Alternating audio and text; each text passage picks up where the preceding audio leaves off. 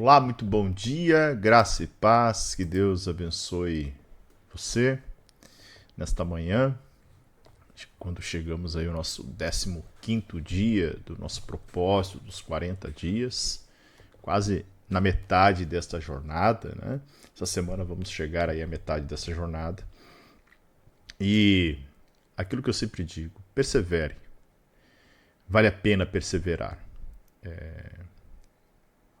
Algo me chama muita atenção na palavra do Senhor, que o próprio Cristo vai dizer isso, o próprio Jesus vai dizer isso. Ele diz, aquele que perseverar até o fim será salvo. Então percebemos que é a perseverança que nos conduz, né? Que faz com que nós realmente não saiamos da presença do Senhor. Então persevere, continue. Seja alguém que conclua as coisas que começa, né? Porque é muito comum, muito natural, nos dias em que nós vivemos, de tanta futilidade e até mesmo de volatilidade, né? As coisas voláteis serem trocadas rapidamente, abandonadas rapidamente. É muito comum as pessoas iniciarem alguma coisa nas suas vidas e não perseverarem, não terminarem. Basta olhar para a vida das pessoas à sua volta, ou até mesmo da sua vida, né? Quando você começou alguma coisa e não terminou. Então, estou aqui para lhe motivar, para que você persevere. Ainda mais hoje que vamos começar aí o segundo propósito, tá? Dentro da nossa jornada. Mas antes de tudo, peço que você deixe o seu like, muito importante para o canal, que você deixe o seu comentário aqui também, muito importante, que retorne o vídeo e comente. E se você não é inscrito no canal, se inscreva no canal e ative as notificações para não perder nenhum dos conteúdos que é produzido por aqui. Tá bem? Você pode ser membro desse canal ajudando o nosso canal em seus projetos literários e missionários. Vamos orar? Pai, em nome de Jesus, te damos graças por esta manhã, pelas tuas misericórdias, benditas misericórdias que se renovaram, e que nós possamos compreender os teus propósitos para as nossas vidas nesta manhã. Pai, que teu Espírito Santo nos ilumine e que nós possamos ter a clareza que fazemos parte da tua família, que pertencemos a uma família, que somos a tua família, somos o teu povo, Senhor, para a glória de Jesus. Amém. É justamente esta oração que eu fiz, que é o segundo propósito. Você foi formado para fazer parte da família de Deus. Olha que coisa maravilhosa. Tanto é que nós podemos citar dois textos, né? João 15:5, que diz, eu sou a videira, vocês são os ramos. E Cristo nos fez como um corpo conectados com os outros, uns com os outros. O primeiro texto está em João 15:5 e esse segundo texto está em Romanos capítulo 12, verso 5. Tá bem? Então, o tema de hoje é formado para fazer parte da família de Deus. Vou ler alguns textos aqui. Primeiro texto está em Hebreus capítulo 2, verso 10, que diz assim, foi Deus que fez todas as coisas e todas as coisas são para a sua glória. Ele quis que muitos filhos compartilhassem sua glória. Hebreus 2:10. E 1 João 3:1, que diz, vejam com que grande amor o Pai Celeste nos ama, pois Ele consente em que sejamos chamados seus filhos, e verdadeiramente somos. Então você foi formado para fazer parte da família de Deus. Deus quer uma família e criou você para fazer parte dela. Este é o segundo propósito de Deus para a sua vida, o qual foi planejado antes que você nascesse. Toda a Bíblia revela a história de Deus formando uma família que irá amá-lo, honrá-lo e reinar com ele para sempre. Ele diz, seu plano imutável sempre foi adotar-nos em sua família, conduzindo-nos a si mesmo por meio de Jesus Cristo. E isso lhe trouxe grande satisfação. Efésios 1:5. Deus é amor, por isso ele dá imenso valor aos relacionamentos. A própria natureza de Deus é relacional, pois ele identifica a si mesmo em termos familiares: Pai, Filho, Espírito Santo. A Trindade é uma é um relacionamento de Deus consigo mesmo. É o padrão perfeito para uma relação harmoniosa e devemos estudar as suas implicações. Deus sempre existiu vivenciando um relacionamento amoroso consigo mesmo. Logo, ele nunca esteve só. Ele não precisava de uma família, mas desejou uma. Então, concebeu um plano que consistia em nos criar, adotar-nos em sua família e dividir conosco tudo o que possui. Isso dá a Deus um grande prazer.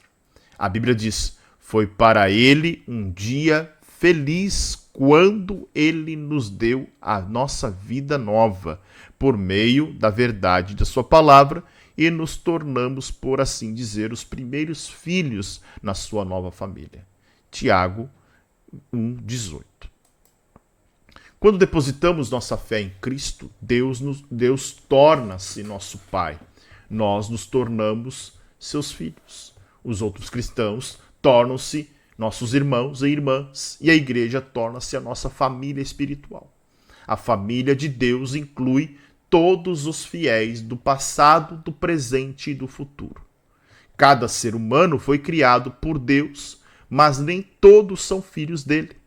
A única forma de ingressar na família do Senhor é nascendo novamente dentro dela.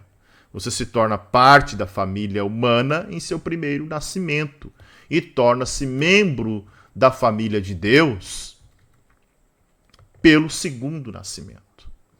Ele nos deu o privilégio de nascermos de novo, de modo que agora nós já somos membros da própria família de Deus.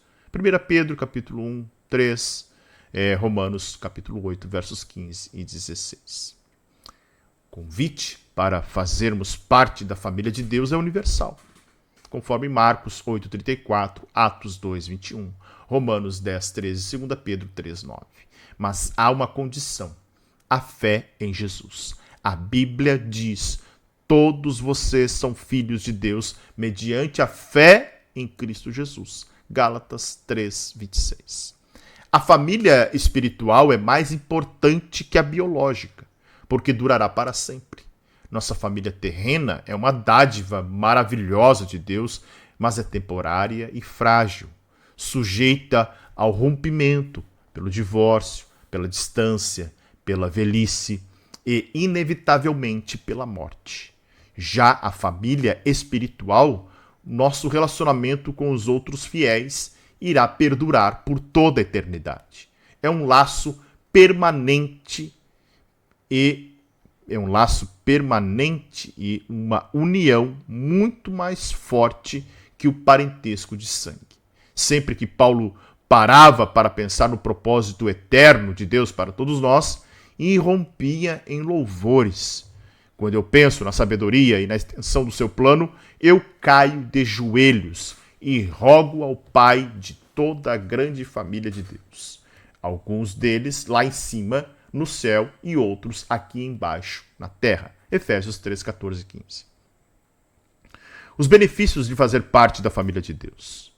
No momento em que você nasceu espiritualmente na família de Deus, recebeu alguns presentes espantosos: o nome da família, a aparência da família, os privilégios da família, o acesso à intimidade da família e a herança da família. Romanos 5, 2, 8, 17 e 29, 1 Coríntios 3, 23, Gálatas 4, 6 e 7, Efésios 13, 12, 1 Pedro 1, 3 a 5 e 1 João 3, 1. A Bíblia diz: por ser seu filho, tudo que ele, Deus, possui, também pertence a você. Gálatas capítulo 4, verso 7. O Novo Testamento dá grande ênfase à nossa valiosa herança. O meu Deus suprirá todas as necessidades de vocês de acordo com as suas gloriosas riquezas em Cristo Jesus. Filipenses 4,19. Como filhos de Deus, temos parte na fortuna da família.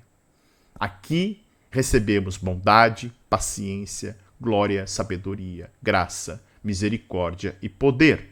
Mas na eternidade iremos herdar ainda mais. Paulo disse: Quero que vocês percebam quanto é rica e gloriosa a herança que ele, Deus, tem dado ao seu povo. Efésios 1,18. O que exatamente abrange essa herança? Primeiro, seremos levados deste mundo a fim de estarmos com Deus para sempre. 1 Tessalonicenses 4,17 e 5,10. Segundo, seremos completamente transformados para nos tornar como Cristo. Ver 2 Coríntios 3,18 e 1 João 3,2. Terceiro, seremos livres de toda dor, sofrimento e morte. Apocalipse 21,4. Quarto, seremos recompensados e reassumiremos posições de trabalho. Mateus 25, 21, 23, Marcos 9, 41, 10, 30 e 1 Coríntios 3, 8, Hebreus 10, 35. E por quinto, participaremos da glória de Cristo. Romanos 8, 17, Colossenses 3, 4, 2 Tessalonicenses 2, 14, 2 Timóteo 2, 12, 1 Pedro 5, 1. Que herança! Você é muito mais rico do que imagina. A Bíblia diz: Deus reservou uma herança inestimável para seus filhos. Ela está guardada no céu para vocês, pura e incorruptível, isenta de oscilações e de decadência. 1 Pedro 1,4. Isso significa que sua herança eterna é inestimável, pura, perpétua e protegida. Ninguém pode tirá-la de você. Ela não pode ser destruída pela guerra, por uma economia deficiente, nem por algum desastre natural. É por essa herança eterna, não pela aposentadoria, que você deve ansiar e se esforçar. Paulo diz: tudo o que fizerem, façam de todo o coração, como para o Senhor, e não para os homens, sabendo que receberão do Senhor a recompensa da herança. Colossenses 3, 23, 24. Aposentar-se é uma meta sem grandes perspectivas. Você deveria estar vivendo à luz da eternidade. Bom, batismo, identificando-se com a família de Deus. A família saudável tem orgulho de si mesma e seus membros não se envergonham de serem reconhecidos como parte dela. Infelizmente, conheci muitos cristãos que, ao contrário do que Jesus ordenou, jamais se identificaram publicamente com sua família espiritual, ou seja, não foram batizados. O batismo não é um ritual facultativo que possa ser postergado. Significa sua inclusão na família de Deus e anuncia publicamente ao mundo: eu não tenho vergonha de ser parte da família de Deus. Você já foi batizado? Jesus ordenou que esse belo ato fosse realizado por toda a família. Ele nos disse: portanto, vão e façam discípulos de todas as nações, batizando-os em nome do Pai, do Filho e do Espírito Santo. Mateus 28, 19. Durante anos, esforcei-me para entender por que a grande comissão de Jesus deu ao batismo a mesma importância das grandes missões de evangelismo e de edificação. Por que o batismo é tão importante? Então percebi que é por simbolizar o segundo propósito de Deus para a nossa vida: a participação na família eterna de Deus. O batismo é pleno de significado. Ele declara a sua fé, comunica a morte e a ressurreição de Cristo, simboliza a morte para a antiga vida e anuncia sua nova vida em Cristo, além de celebrar sua inclusão na família de Deus. O batismo é a representação física de uma verdade espiritual. Representa o que aconteceu no instante em que Deus o trouxe para a sua família.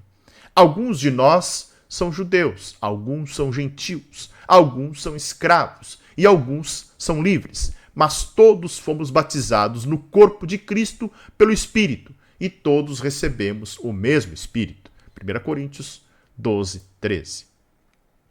O batismo não o torna membro da família de Deus, somente a fé em Cristo o faz. O batismo demonstra que você já faz parte da família de Deus, assim como a aliança de casamento é um lembrete visível de um compromisso íntimo firmado no coração. É um ato de iniciação. não algo que você deva protelar até estar espiritualmente maduro. A única condição bíblica é crer.